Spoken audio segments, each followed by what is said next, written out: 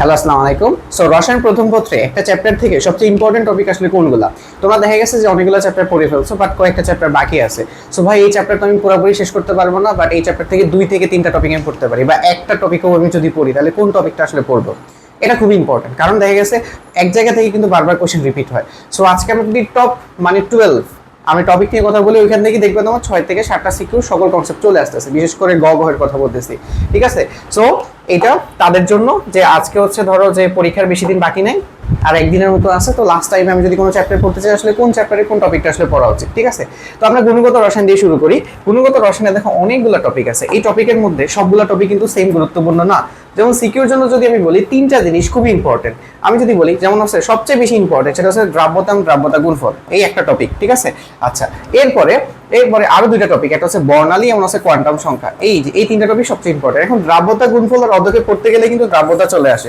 হ্যাঁ, দুটো কিন্তু একসাথে রিলেট করা, এই 3টা টপিক পড়ার পরে, ঠিক আছে, কারো যদি টাইম থাকে আয়ন শনাক্তকরণটা দেখতে পারো। এখন আয়ন শনাক্তকরণ একটু টাইম লাগে ভাই, একটু মুখস্থ করতে হয়, হ্যাঁ, ঠিক আছে? এটা থেকে 13 বারের মতো তোমার আর কি কোশ্চেন আসছে, ঠিক আছে?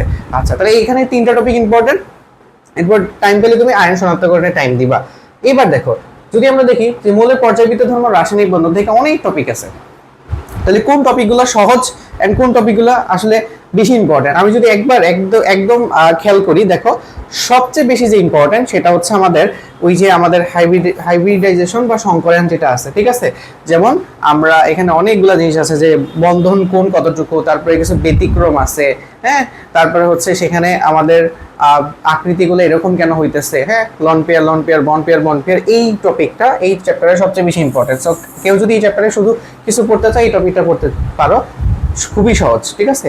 যে কোনো একজন ভাইয়ের লেকচার দেখলে তুমি এটা বুঝতে পারবে, একদম সহজ একটা টপিক। আচ্ছা, এরপরে সবচেয়ে বেশি ইম্পর্টেন্ট টপিক কোনটা? এরপরে hydrogen bond and van der Waals, মানে এইটা খুবই ছোট একটা টপিক, ঠিক আছে? ছোট একটা টপিক, এটা পড়তে তোমার বেশিক্ষণ লাগবে না। এটা থেকে 20 বার কোশ্চেন আসছে। তোমার কাছে ভাই টাইম নেই, চ্যাপ্টার 3 থেকে তুমি এটা করবা অবভিয়াসলি, ঠিক আছে? এইটা করবা, দেখো, কারণ এটা পড়তে টাইমই লাগবে না তোমার, একদম ছোট একটা টপিক।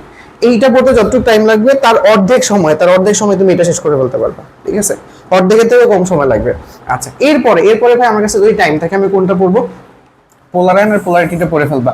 এই যে এটা 12 মার্কের না, এটা যদিও 12 মার্ক বলতে 12 বার আসছে, এটা যদিও মানে হলো বাকি এর থেকে ইম্পর্টেন্ট জিনিস আছে, বাট এটা কেন বলতেছি জানো? এটা ছোট টপিক, এটা একদম ছোট টপিক, ঠিক আছে? আচ্ছা, এরপরে দেখো পর্যায়বৃত্ত ধর্মটা অনেক সহজ, ঠিক আছে?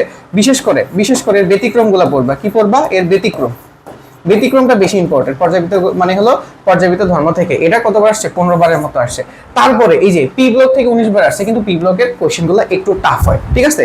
সো পি ব্লকের কোশ্চেনগুলো টাফ হয়, ইম্পর্টেন্ট, বাট এটা কোশ্চেনগুলো একটু টাফ হয়, ঠিক আছে? এটা ইম্পর্টেন্ট। এখন ডিসাইড করো যে তুমি ছোট টপিক পড়বা নাকি তুমি বড় টপিক পড়বা, এইটা এখন ডিসাইড করলেই তোমার মোটামুটি হয়ে যাচ্ছে, ঠিক আছে? আচ্ছা, এবং একটা ছোট জিনিস আছে যে অক্সাইডের প্রকৃতি থেকে অনেকবার তোমার কোশ্চেন আসে, এন্ড এখানে তোমরা দেখবে বই শেষে একটা পার্ট আছে, পার্টটা কিন্তু ছোট।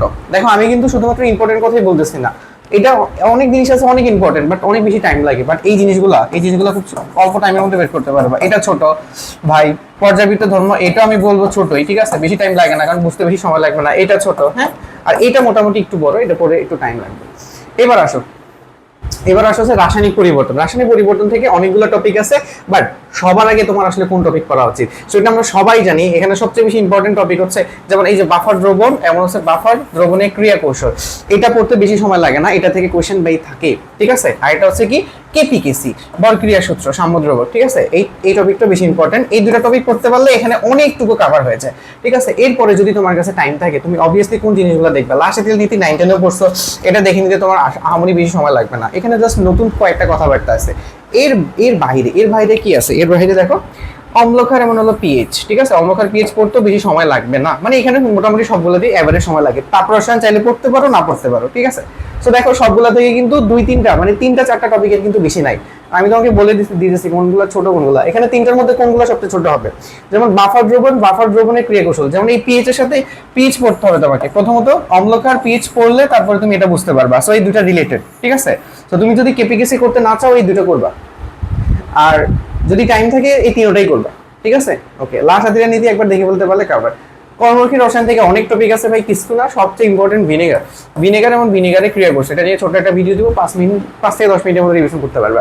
ভিনেগার এবং ভিনেগারের ক্রিয়া কৌশল এখান থেকে পড়লে অনেকটা হয়ে যায়। এরপরে তোমার কাছে যদি এনার্জি টাইম থাকে, এই এইগুলো একটু দেখতে পারো, যে এই প্রসেসগুলো, বিশেষ করে এখানে কিছু টপিক আছে এই টপিকটা থেকে, যেমন এগুলা থেকে এমসিকিউর জন্য ইম্পর্টেন্ট, সিকিউ মাঝে মাঝে আসে না, সো এগুলা নিয়ে অত বেশি সিরিয়াস হওয়া লাগবে না। চ্যাপ্টার 1 থেকে যদি সিকিউ অনেক কম আসে, বাট যদি আসে তাহলে টপিক সবচেয়ে ইম্পর্টেন্ট কোনটা, যেমন এটা হচ্ছে খুব ইম্পর্টেন্ট, রাসায়নিক দ্রব্যের সতর্কতা এবং পরিমিত ব্যবহার। ওই যে হেজার্ডাস যে সিম্বলগুলো আছে না, এমন হচ্ছে প্রত্যেকটা কেমিক্যাল কিভাবে ইউজ করতে হয়, কিভাবে প্রিজার্ভ করতে হয়, খুব ইম্পর্টেন্ট। এটা একটু দেখে নিবা, খুব ইম্পর্টেন্ট। এরপরে ঠিক আছে, যদি তুমি পড়তে চাও আর কি, আর এমসিকিউর জন্য বলে এমসিকিউর জন্য পড়বা।